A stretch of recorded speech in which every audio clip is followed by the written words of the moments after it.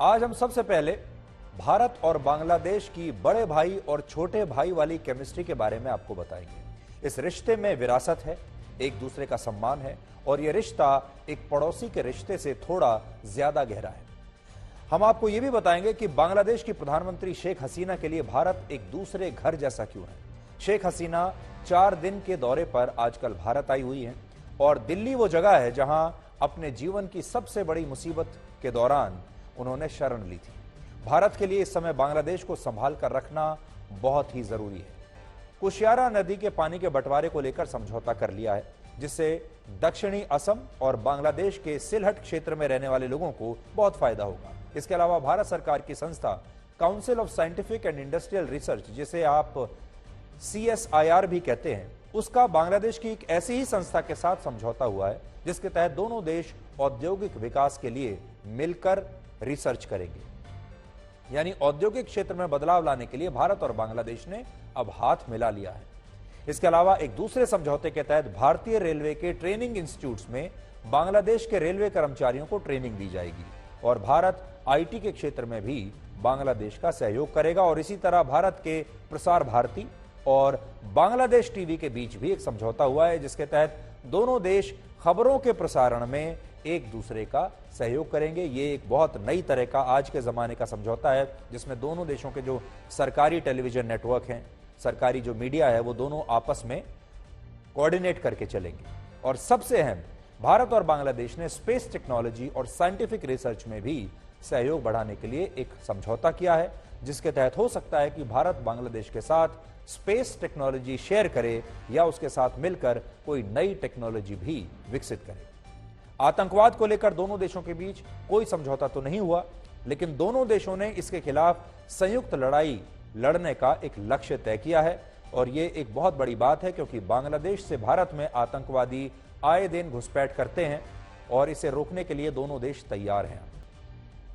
आज हमने आतंकवाद और कट्टरवाद के खिलाफ सहयोग पर भी जोर दिया।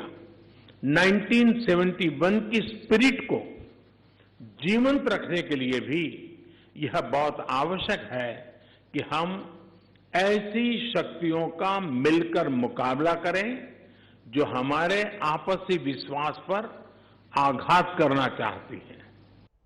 कि भारत दुनिया का पहला ऐसा देश था जिसने बांग्लादेश को एक स्वतंत्र राष्ट्र के रूप में मान्यता दी थी और पूर्वी पाकिस्तान को बांग्लादेश का रूप देने के लिए पाकिस्तान से भारत ने ही युद्ध लड़ा था और इस युद्ध को भारत ने सिर्फ 13 दिनों में जीत लिया था। और आज 17 करोड़ की आबादी वाले बांग्लादेश की कुल अर्थव्यवस्था 33 लाख करोड़ रुपए की है, जबकि 140 करोड़ की आबादी वाले भारत की अर्थव्यवस्था लगभग 280 लाख करोड़ रुपए की है और अब हम दुनिया की 5वीं सबसे बड़ी अर्थव्यवस्था बन चुके हैं।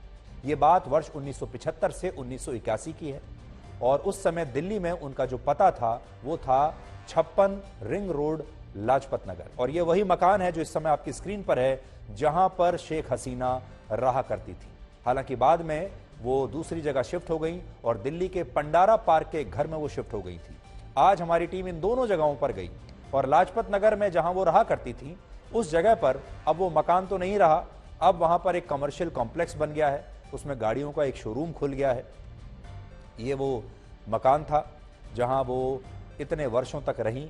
इससे पहले ये जगह बांग्लादेश की एम्बेसी को उनकी एम्बेसी को दे दी गई थी, जो वर्ष 2003 तक उनके पास रही। ये तस्वीरें आज आप देख सकते हैं जहां शेख हसीना 1975 से लेकर 1981 के बीच रहा करती थी।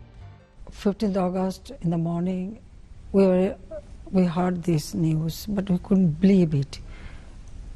It was really unbelievable that any Bengali could do it.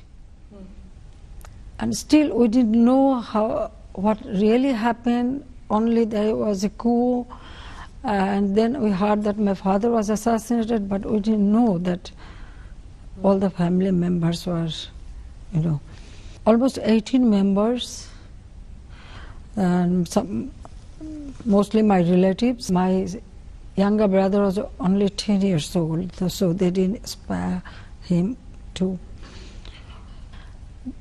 But that time Mrs. Gandhi immediately sent information that she want to give us, security and shelter. So we received, especially from Marshal Tito from Yugoslavia and Mrs. Gandhi, and we decided to come back here because we had in our mind that if we go to Delhi, from Delhi we will be able to go back to our country. So when we returned Delhi, it was perhaps 24th August.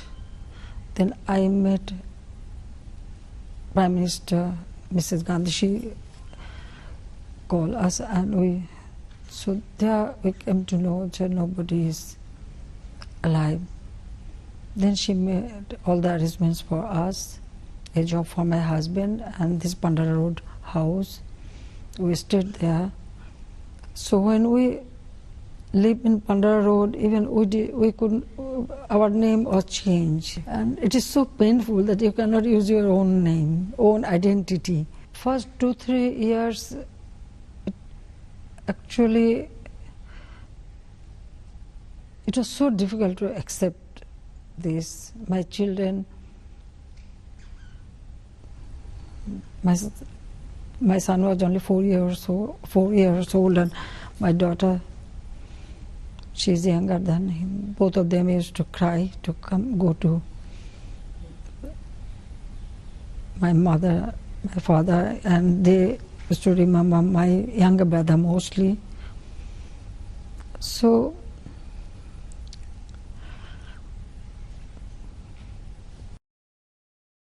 कि हृदय को जरूरत से ज्यादा थकाना और gym में जरूरत से ज्यादा घंटों तक एक्सरसाइज करना हार्ट अटैक का कारण बन सकता है, और इसके लिए हाई इंटेंसिटी वर्कआउट शब्द का इस्तेमाल होता है। किसी भी व्यक्ति को हार्ट अटैक तब आता है जब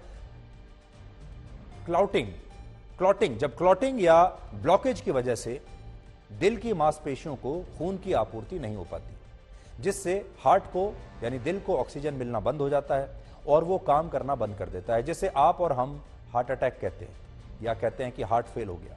हमारे देश में हार्ट अटैक से मरने वाले ज्यादातर लोगों की उम्र 30 से 50 वर्ष के बीच होती है। इसलिए डॉक्टर्स मानते हैं कि अलग अलग उम्र के लोगों को अपने दिल का ख्याल अलग अलग तरीकों से रखना चाहिए। जैसे बचपन से लेकर 20 वर्ष तक की उम्र में हृदय सबसे ज्यादा मजबूत होता है। इस उम्र में आप जितना खेलेंगे कूदेंगे, आपको जितना व्यायाम करना है, भाग दौड़ करनी है, आप कर लीजिए, आपके हृदय का स्वास्थ्य अच्छा रहेगा।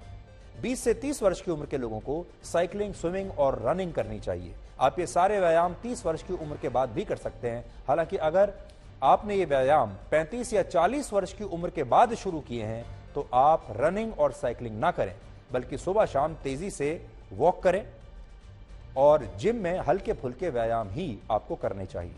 45% मामले साइलेंट हार्ट अटैक के होते हैं, यानी इन मामलों में हार्ट अटैक के दौरान सीने में तेज दर्द होता ही नहीं है, बल्कि इसकी जगह दूसरे लक्षण दिखाई देते हैं। लेकिन आम लोगों को इसकी जानकारी नहीं होती, जिसकी वजह से वो समझ ही नहीं पाते कि असल में उन्हें हार्ट अटैक आ रहा है और उन्हें इलाज नहीं मिल पाता। जब दर्द सीने से हाथों में चला जाए या फिर यह दर्द लगातार आपके जबड़े में रहे, आपकी गर्दन में रहे, पीठ या पेट की ओर जाने लगे, तो यह हार्ट अटैक का लक्षण है। जबड़े की तरफ वो नसें होती हैं जो सीधे हृदय की तरफ से आती हैं, इसलिए जबड़े में दर्द होना भी हार्ट अटैक का एक प्रमुख लक्षण है। इसके अलावा अगर आपको अपना मन अशांत लगे, मन घबराने लगे या चक्कर आने लगे, सामान्य तापमान में भी अचानक से बहुत ज्यादा पसीना आने लगे, आपके बाएं हाथ में जो हृदय के पास होता है बाएं हाथ, उसमें अगर दर्द के साथ आपको सांस लेने में तकलीफ होने लगे, बेचैनी हो और जोर जोर से आपको खांसी आए या खांसी के दौरान दौरे पड़ने लगे, तो यह भी हार्ट अटैक का एक बहुत बड़ा लक्षण हो सकता है। इंडियन हार्ट एसोसिएशन के मुताबिक भारत में हर साल हार्ट अटैक और हार्ट स्ट्रोक से 17 लाख लोग मर जाते हैं, 17 लाख। और 2016 में ब्रिटेन की एक रिपोर्ट ये बताती है कि 45% मामलों में लोग हार्ट अटैक के लक्षण समझ ही नहीं पाते, जिससे हार्ट अटैक साइलेंट किलर बन के उनकी जान ले लेता है। अगर हम इस रिपोर्ट को आधार माने तो इस हिसाब से भारत में जिन 17 लाख लोगों की मौत हार्ट अटैक से होती है, उनमें से 7,65,000 लोग अगर हार्ट अटैक के लक्षण समय पर पहचान लें और सही इलाज करवा लें तो उनकी जान बच सकती है। और ये एक बहुत बड़ी बात है, क्योंकि इंडियन हार्ट एसोसिएशन का अनुमान है कि अगर लोग इस बीमारी के खिलाफ जागरूक नहीं हुए तो वर्ष 2030 तक, यानी अब से 8 साल के बाद, भारत में हर साल दिल से जुड़ी बीमारियों से 2 करोड़ 30 लाख लोगों की मौत होगी। शरीर में कोविड-19 के संक्रमण के बाद दिल के मरीजों की संख्या 14% तक बढ़ गई और इनमें भी ज्यादातर लोगों की उम्र 30 से 40 साल के बीच है। इसके अलावा ऐसे लोग जो कोविड से संक्रमित होने पर ज्यादा बीमार नहीं हुए, जिसे हम कहते हैं कि माइल्ड सिम्टम्स के साथ उन्हें कोविड हुआ, ऐसे लोगों के दिल पर भी कोविड ने बुरा असर डाला। इसलिए इसमें खुश होने की जरूरत नहीं है। बहुत सारे लोग कहते हैं कि हमें तो बहुत माइल्ड कोविड हुआ, हमें कुछ हुआ ही नहीं, लेकिन यह माइल्ड कोविड भी 1 साल के बाद आपके दिल पर कितना बुरा असर डालता है, यह आपको बाद में पता चलता है।